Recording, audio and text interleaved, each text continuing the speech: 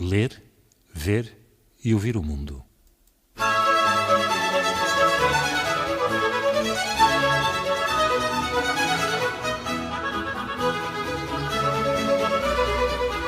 É tempo para ler, ver e ouvir o mundo, por Ana Paula Lemos.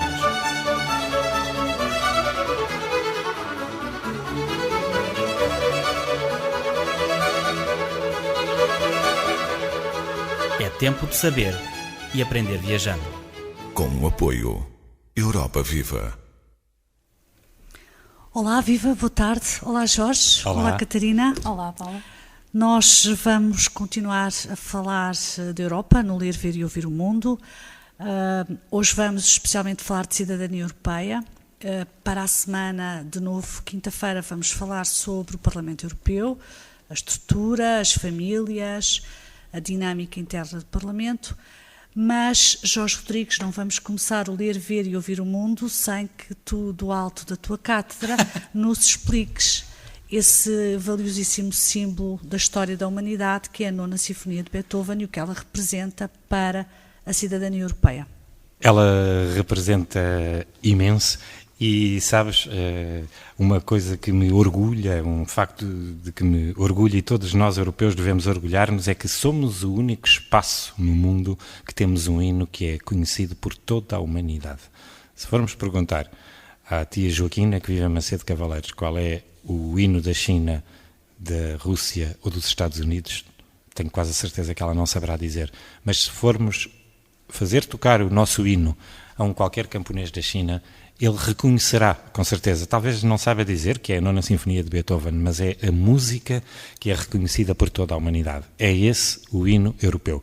E mais, é a música que talvez já seja conhecida por extraterrestres, porque a música de Beethoven foi lançada, como sabemos, nos primeiros lançamentos que fizemos da nossa civilização, da nossa espécie para o espaço, lá ia a música de Beethoven.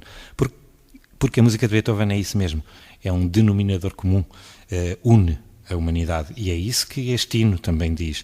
Mas a obra de Beethoven é mais do que este hino. Este hino é, digamos, em ovo o que é a obra de Beethoven toda, porque a obra de Beethoven é um constante apelo à fraternidade universal, a que os homens se devem abraçar, beijar e que estão todos juntos sob a visão de um ser supremo, que lá está em cima, é isso que também nos diz a Ode de Schiller, que faz este andamento, e que toma conta de nós, e só há um grande significado para isto tudo, amor, o amor fraterno. E eu também acho que é isso que faz a Europa, não é? É o amor, esta união entre povos, porque tudo o que seja união, congregação, etc., é um dos fenómenos do amor. Portanto, a Europa está construída no amor também. Esta não estavas à espera. Não, a Europa está construída sobre o signo do amor, isso não tenho dúvida. Depois das duas grandes guerras, só pode estar mesmo construída sobre o signo do amor.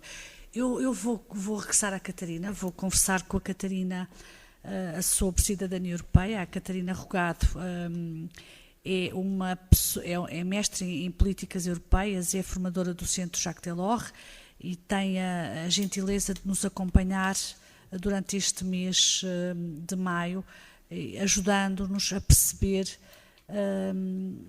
o que é isso da União Europeia, quais são os seus mecanismos, quais são as suas regras, qual é o seu objetivo, como é que se regula, enfim, como tem sido a história da formação da União Europeia. Esta expressão, cidadania europeia, é por si só muito elucidativa do que nós podemos conversar hoje. E, de facto, não existe no mundo nenhuma outra realidade jurídica ou política com esta característica, isto é, uma cidadania, como a cidadania europeia, transversal a um conjunto de 27 Estados-membros, Estados estes que são perfeitamente soberanos.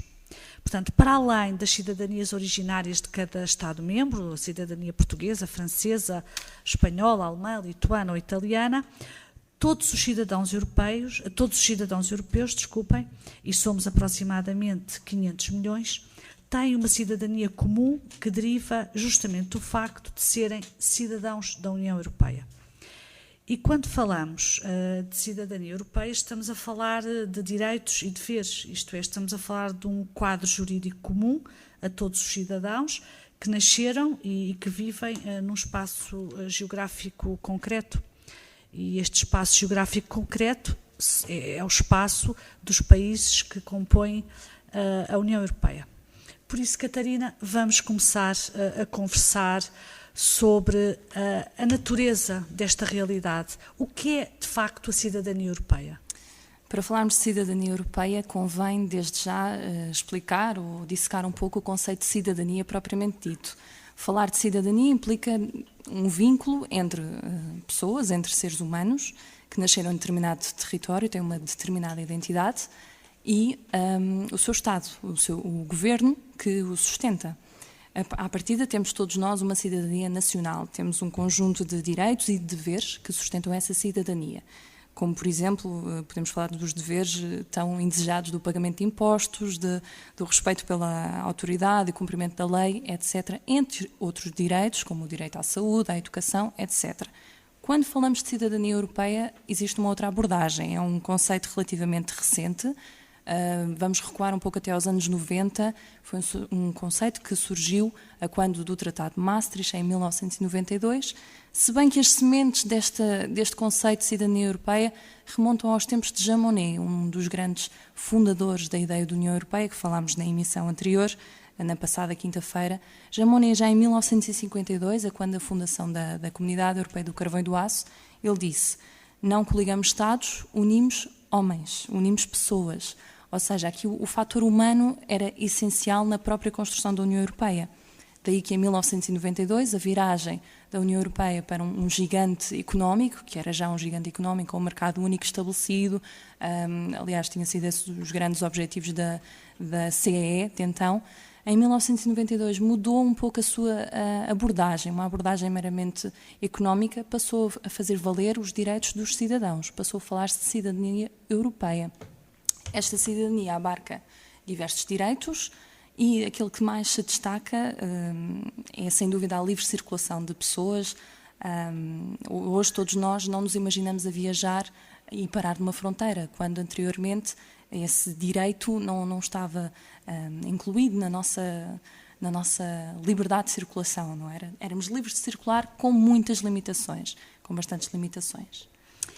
Sabes que eu, sempre que se fala de cidadania europeia, gosto de lembrar uma viagem que nós Europa Viva, fazemos todos os anos, que atravessa a Rússia, a Mongólia e a China, onde percebemos claramente que somos um povo e uma união de direitos e de facto, conflituar com situações onde o respeito pela dignidade humana coarta completamente a noção de cidadania é uma experiência de vida imensa, é um laboratório vivo da história recente.